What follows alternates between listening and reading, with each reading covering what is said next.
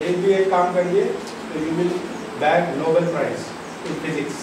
इतना इसमें तथ्यांश रखा गया है। 3000 में सर्कल में रहते हैं वरुण, और वो हमारे निघंटु वरुण के लिए क्या कहता है, वरुणंच ऋषादसम। आपको कुछ नहीं करना है, बस निघंटु पढ़ना है आपने।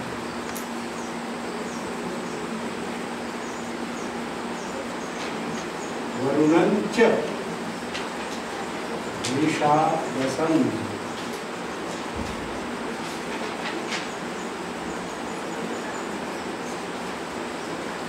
ऋष अदस, संस्कृत में ऋष अदस, ये दो धातु है यहाँ पर। एक है ऋष और अदस।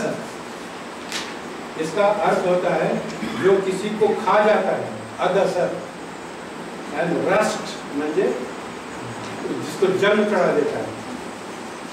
इंग्लिश में जो रस्ट शब्द है ना, वन हु रस्ट्स एंड ईट्स, ये उसकी व्याख्या होगी। वन हु रस्ट्स एंड ईट्स, क्या करता है, कौन करता है ये रस्ट एंड ईट? आप लोहे के सलाखें बाहर रखी है तो रस्टिंग कैसे होता है? ऑक्सीडेशन, उसको रस्ट बोलते हैं ना। जब कौन करता है? ऑक्सीजन करता है। तो 3000 के सर्कल में कौन रहता है? वरुण। वरुणंच ऋषा अदसम, जो खा जाता है या जो जंग चढ़ाता है वो कहाँ रहता है? मुझे वहां रहता है ऑक्सीजन, और यहाँ रहता है हाइड्रोजन। अंतर कितना है दोनों में? Millions of kilometre. ये 323rd सर्कल है एंड वो 3000th सर्कल है। तो ये दो सर्कल में ये दो वायु बहुतायत में है, मतलब निसर्ग में नैसर्गिक उपलब्ध है वहाँ पर। क्यों उपलब्ध है? सूर्य के कारण। सूर्य पे अगर ये नहीं होते अणु विस्फोट तो ये वायु नहीं बनती। तो यही सूर्य बना रहा है उसको। और इन दोनों को कौन जोड़ता है? हाइड्रोजन और ऑक्सीजन को जोड़ने से पानी बनता है ना, H2O। और वो जोड़ने के लिए एक एनर्जी लगती है, वो कौन करता है? आप अपने लेबोरेटरी में तो नहीं कर सकते। भूतम भुवनम भविष्यत में सिद्ध हो गया कि आप अपने यहाँ नहीं कर सकते, उधर ये होता है। और ये दोनों वायु को जोड़ा जाता है। वो कौन जोड़ता है? मित्रा वरुणो त्वाम वृष्ट्यावताम। ये कहा ही गया है कि ये मित्र और वरुण को जो जोड़ देता है तब वृष्टि होती है, ये उसका अर्थ है। मित्रा वरुणो त्वाम वृष्ट्यावताम, अवताम मतलब आती है। तो ये दोनों वायु को जोड़ने का काम जो करती है वो उर्वशी करती है, रंभा करती है। और वो है मिलियंस ऑफ वोल्टेज की एनर्जी। जब इन दोनों सर्कल्स को जोड़ती है, दोनों वायु को जोड़ती है, तब पानी निर्माण होता है। इसलिए कहा है कि मित्रा वरुणो वरुणयोर दीक्षितः उर्वशीयोर दीक्षितः रेतश्च स्कंदः, ऐसा कहा है। अवपतितः, ऐसा कहा है, पर गिरता है। ये कोई काम मोहित वगैरह नहीं हुए ऋषि मुनि। ये दो वायु को जोड़ने वाली उर्वशी नाम की जो शक्ति है, वो शक्ति जब इन दोनों को जोड़ती है तब कुंभ रेतश्च कुंभः अवपतितः मित्रा वरुणो त्वाम वृष्ट्यावताम, ऐसा उसका अर्थ है। वैज्ञानिक व्याख्या है सर। ये वैज्ञानिक व्याख्या है। और इतनी किलोमीटर इतनी वोल्टेज की एनर्जी निर्माण करना आपके बस के बाहर है, क्षमता के बाहर है। इसलिए उर्वसे बहुव्यस्याः अपसु सरन्ति, वो पानी से बहते हुए जाती है, ऐसा जो कहा है वो अप्सरा है। ये हमारे इसमें कहा गया है। और इसीलिए रेत शब्द जो है, रेतश्च स्कंदः, जो 100 नाम जो पानी के लिए देखेंगे आप, उसमें एक नाम है रेत। रेत का अर्थ सीमन नहीं होता, रेत का अर्थ शुक्र नहीं होता, रेत का अर्थ पानी होता है यहाँ पर। और वो उन्होंने इसमें कहा गया है। और फिर ये 100 नाम कैसे दिए हैं? ये तो कुछ 4 या 5 नामों से ये स्टोरी बनी है। केवल 4 या 5 नाम से पानी बनने की ये कथा, पानी के जन्म की कथा। ये पानी का जन्म केवल निसर्ग कर सकता है, दूसरा कोई नहीं कर सकता, भविष्य में भी नहीं कोई कर पाएगा। इतनी भविष्यवाणी अपतत्वोपन्यास में पहले ही कह दी। और सिर्फ इतना जान पाएंगे कि हाइड्रोजन और ऑक्सीजन है। हाँ, अब ये इतना जान पाएंगे, इतने जान पाए हैं। अब और एक गम्मत, अगेन विद्यार्थियों के लिए बहुत मनोरंजक बात है। भाई आपने पानी का जल तो बोल दिया, मगर आप थोड़ी जानते हैं पानी के हाइड्रोजन के 2 परमाणु और ऑक्सीजन का 1 परमाणु म्हणजे H2O होता है। ये तो हमने बताया, म्हणजे हमारे मॉडर्न साइंस ने बताया। तुम्हारे ऋषियों को क्या मालूम है? ऐसा प्रश्न अगर पूछा गया तो उसका भी उत्तर है, फिर से संस्कृत गहन गंभीरता से पढ़िए। संस्कृत में वो सब है, इन्हीं सूत्रों में वो बताया गया है। क्या बताया गया? वो जो पहला सूत्र जो मैंने बताया था, क्या बोला था मैंने? मित्रा वरुणो त्वाम दृष्ट्याम। बारीकी से देखिए इस सूत्र को। मित्रा वरुणो त्वाम दृष्ट्यावताम। अवताम म्हणजे जो पानी निर्माण करता है। अब ये देखिए बारीकी से व्याकरण, संस्कृत का व्याकरण जो जानता है, जब क्या कहते हैं मित्र म्हणजे क्या है? हाइड्रोजन। वरुण म्हणजे क्या है? ऑक्सीजन। ये तो पक्का हो गया है ना? अब ये देखिए हाइड्रोजन के लिए मित्र शब्द कहा है। मित्र म्हणजे हाइड्रोजन और वरुण म्हणजे ऑक्सीजन। ये अगर कहा गया तो इस सूक्त को अत्यंत बारीकी से अगर आप देखेंगे तो सूक्त में क्या कहा है? मित्र वरुणो त्वाम दृष्ट्यावताम नहीं कहा है, मित्रा कहा है। बहुवचन H2 है। और वरुण का वरुणौ, रामा रामौ म्हणजे वो एक वचन है। तो वरुण एक है म्हणजे ऑक्सीजन एक है और इससे बनता है H2O। ये उसी श्लोक में H2O भी बताया गया है। तो हर चीज का उत्तर आप संस्कृत जितना गहन और जितना आनंद से पढ़ेंगे तो आपको ये सारा भौतिक विज्ञान इसमें देखने को मिलेगा। कुछ बातें, कुछ शब्द जो है इसमें, उसके मैं अर्थ पहले भी बता चुका हूँ, आज भी बताऊंगा। इसमें पानी को औषधम कहा है। And you know water is medicine for many diseases. It is a medicine. आप लोग कहते हैं उसको यूनिवर्सल सॉल्वेंट, तो वो मेडिसिन ही है, तो हर चीज़ में एक्सेप्ट हो जाती है।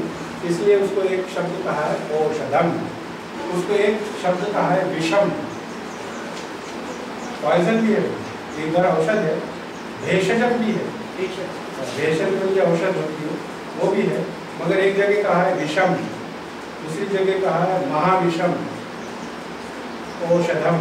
ये 3 प्रकार जो है इसका हर शब्द का विवेचन मैं आपको दूंगा अगर आपको चाहिए तो, परंतु विषम, महाविषम और औषधम के बारे में बोलकर मैं आज अपनी वाणी को विराम दूंगा।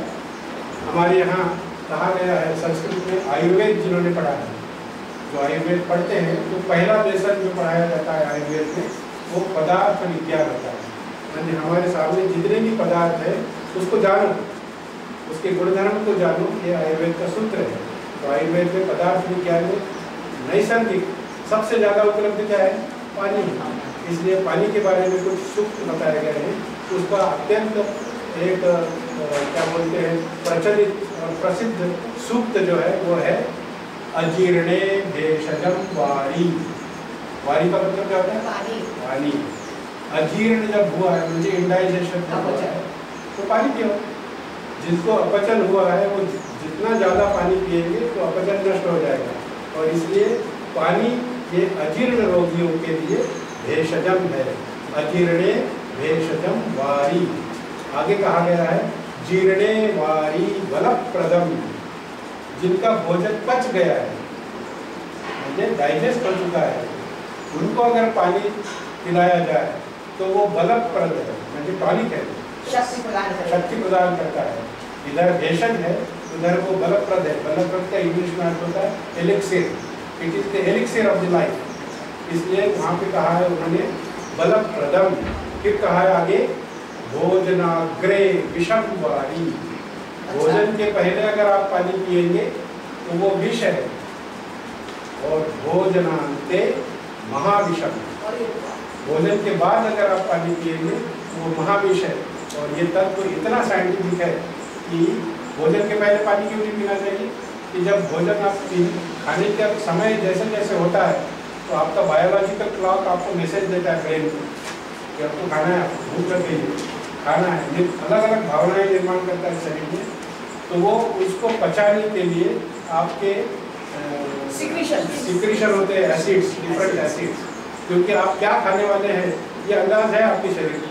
आप गलती चीज़ नहीं खाएंगे ना, जो आपको पसंद है वही खाते हैं। तो आप जो कोई 200-300 चीज़ों में से एक चीज़ खाओगे, वो 200-300 प्रकार के केमिकल्स का वहाँ पे मेमोरेंडम तैयार है अंदर। उसको क्या बोलते हैं आप लोग, डाटाबेस तैयार है, और वो क्या खाने वाले हैं उसका आभास हो जाता है। क्योंकि आप सुनते भी हैं ना, आज क्या बना है ऐसे पूछते हैं भोजन में, फिर बोलते हैं आज भजिया बना है या आज अमुक बना है। तो केवल वो सूचना जब जाती है आपके ब्रेन में कि आज भजिया खाना है, तो भजिया क्या चीज़ है, उसको बचाने के लिए कौन सा केमिकल चाहिए, वो सब डाटाबेस में से फाइंड आउट करता है वो, और उतने एसिड्स को आपके शरीर में सीक्रेट होने लगते हैं। Those are very concentrated acids.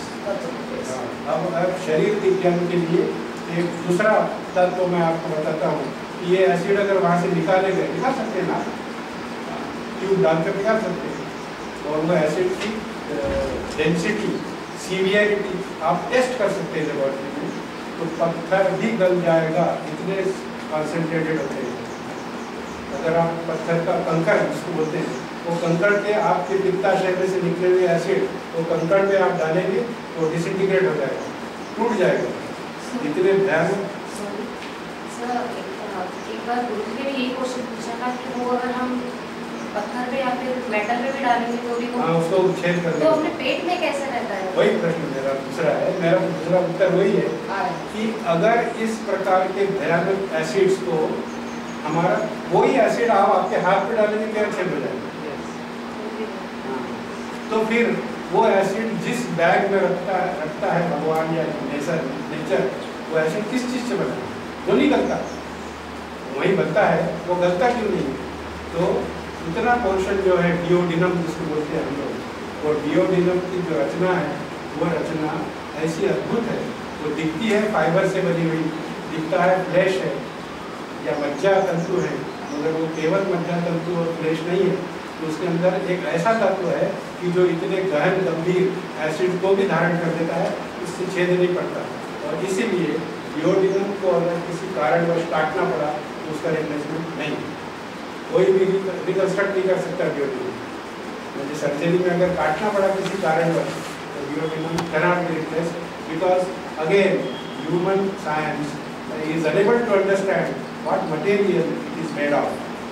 तो इतना वो गंभीर एसिड है, उसको डाइल्यूट कर देंगे आप, तो क्या होगा, पानी पिएंगे वो डाइल्यूट हो जाएगा, क्या होगा, आपका जो खाने वाली चीज़ है उसका पाचन नहीं होगा। इसलिए उन्होंने कहा है भोजनाग्रे विषम भवानी, तब आप पानी पिएंगे तो वो विष है, क्योंकि वो आपके एसिड्स को डाइल्यूट कर देगा। और भोजनांते महाविषम कहा है, जैसे आप भोजन करते हैं तो जो डाटाबेस से जो सिक्रीशन की रचना उसने की है उसकी मात्रा डिसाइड करता है कि आपने 10 ग्राम भजिया खाया है, 25 ग्राम शक्कर खाई है, या 2 ग्राम मिर्ची खाई है, इतना सोडियम खाया है, ये जो सारा पदार्थ आपके शरीर में जाता है उसको मेजर करता है, और मेजर करके उसको फाइंड आउट करने के लिए, न्यूट्रल करने के लिए जितने एसिड चाहिए उतने ही रिलीज करता है, उससे ज़्यादा रिलीज नहीं करता। उससे ज़्यादा रिलीज करेंगे तो क्या होगा, आपको हाइपर एसिडिटी, तो उतना ही रिलीज करता है, और वो रिलीज करके मिक्स करता है वो स्टमक बैग में, और मिक्स करने के बाद में फिर वो घर्षण के लिए, मर्दन के लिए आपके स्मॉल इंटेस्टिन में जाता है, और फिर स्मॉल इंटेस्टिन में सब मिक्सिंग होके उसका जो जीवन रस बनता है वो एब्सॉर्ब करके बचा हुआ कचरा लार्ज इंटेस्टिन में जाता है और फेंक देता है। पर तब आप अगर पानी पिएंगे, जब वो भोजन स्मॉल इंटेस्टिन में जाने की प्रक्रिया कर रहा है, तब अगर आप पानी पिएंगे तो क्या होगा, फिर से वो डाइल्यूट हो जाएगा और वो महाविष होगा, क्योंकि जो अन्न है वो उस एसिड से ही पाचन हो सकता है, उसको आप डाइल्यूट कर देंगे तो फिर वो अन्न का पाचन नहीं होगा, और उसमें से जो रस है वो जीवन रस नहीं बनते हुए वो सड़ेगा वहाँ पर, और टॉक्सिन्स बनेंगे और बीमारियाँ पैदा करेगा, इसलिए उसको महाविष कहा गया है। भोजनांते महाविषम। फिर एक प्रश्न कोई स्टूडेंट पूछता है कि पानी कब पिए, भोजन के पहले भी मत पिए, भोजन के बाद में भी मत पिए। तो कब पिए? उसका उत्तर उसी में है, जीर्णे भेषजम वारी, जीर्णे वारी परप्रदम। 35-36 मिनट में ये प्रोसेस कंप्लीट हो जाती है। मॉडर्न साइंस भी बोलता है कि 32 मिनट में होता है। तो 35-36 मिनट में ये प्रक्रिया पूरी हो जाती है। आधा घंटा पानी मत पीजिएगा, आधा घंटे के बाद लगे उतना पीजिए, क्योंकि कब वो गलत कदम है, क्योंकि वो जीवन रस को इधर उधर फैलाने का काम पानी ही करेगा, इसको प्रवाहित करने का। वो नहीं करेंगे आप तो वही स्टोर हो जाएगा। इसलिए भोजन से आधा घंटा बाद आप 1 लीटर पानी पीजिए, वो बहुत अच्छा है। और हम लोग अपनी पाश्चात्य लोगों की आदतें डालती है, होटल में जाते हैं, चलो होटल में जाए, उसमें खाना चाहिए। हमारे ज़माने में तो होटल में जाए वगैरह खाई नहीं। 20-25 साल में कोई आपत्ति आई तो होटल में से खाना मंगाया जा सकता था। अगर आप तो रोज ही आपत्ति है तो चलो होटल में जाए, तो रोज की आपत्ति है। वहाँ होता क्या है कि आप खा लेते हैं और बाद में वो मेरा एक बड़ा वाला जार आपके पास लाके रखता है और फिर आप 3-4 गिलास पानी पीते हैं। ये पाश्चात्यों का अंधानुकरण करने से भारत भर के सभी लोगों को पाचन संबंधी विकार होना शुरू हो गए हैं और अब 100 में से करीबन 80 लोग पाचन विकार से ग्रस्त हैं, क्योंकि हम अंधानुकरण करते हैं। पानी बिल्कुल न रखिए अपने पास भोजन करते समय, केवल उसकी जो आहुतियाँ हैं उसके लिए पानी रखिए, उसको हटा दें। पानी भोजन के आधा घंटा बाद पीजिए, तो आपकी सारी स्वास्थ्य विषयक समस्याएं खुद ब खुद हल हो जाएगी, क्योंकि हर बीमारी का जन्म पेट में होता है। हर बीमारी का, फिर चाहे वो कैंसर हो, अल्सर हो, कुछ भी हो, उसका जन्म पेट में होता है। अगर आप पेट को ठीक ठाक रखें, पाचन को ठीक ठाक रखें, तो आपको बीमारियां नहीं होगी, आप स्वस्थ रहेंगे। तो हमारे ये जो पुराने ग्रंथ हैं, इसका ऐसा खुली आंखों से अगर आपने परिशीलन किया तो ये सारे तत्व आपको उसमें मिलेंगे, वो तत्व आपको मिले। इसलिए जो ज्येष्ठों से श्रेष्ठों से मैंने सुना है, आकलन करने की शक्ति जिन्होंने मुझे दी है, ये सारा उर्दू में कहा जाए तो मवाद आपके सामने, आपके हाथों में प्रसाद रूप में मैं रखता हूँ और फिर उन्हीं आचार्य चरण में लीन होने के लिए आपसे अनुज्ञा चाहता हूँ। धन्यवाद।